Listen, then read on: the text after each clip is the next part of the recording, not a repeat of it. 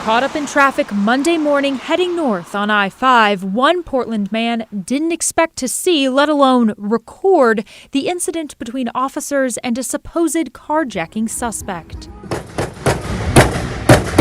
Kept an eye on them, and I was wondering what they were doing in the middle of traffic, getting out of their vehicle and parking their vehicle too, in that left lane. Mark told us while at a standstill, he rolled down his window to see what was going on. At that point, they were eyeing somebody over in a lane, they're eyeing past my car, but they were kind of setting up to possibly, aim at somebody. They had their guns out, their automatic weapons, and started saying stuff like, "Do you got a line on the guy? Are you going to shoot him?" He rolled up the window and got out his camera. And as they started to tell him to stop, he just kept creeping forward. But we were all in traffic. He wasn't getting away, I wouldn't say, but he was definitely moving forward still, not stopping, but only going about 2 or 3 miles an hour. All of a sudden, they started just, shooting into the driver's side window.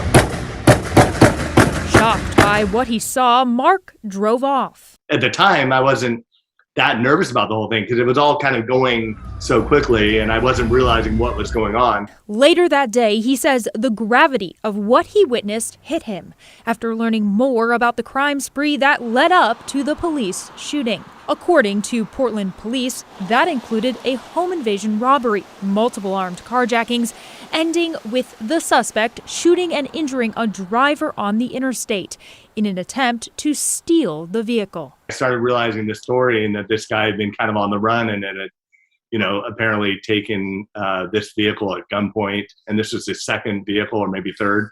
Then it really started to hit me. More importantly, that the police were on my right side taking down the perpetrator. And I was really the car. If they were to shoot back, I would have been the car right behind them. Mark tells me he went home later that day and hugged his family tight, grateful to have solely been a bystander to this dangerous and deadly scene. There's a lot we still don't know in this case, including the name of the suspect. Detectives ask that people who witnessed any part of the crime spree come forward to help them piece together a detailed timeline.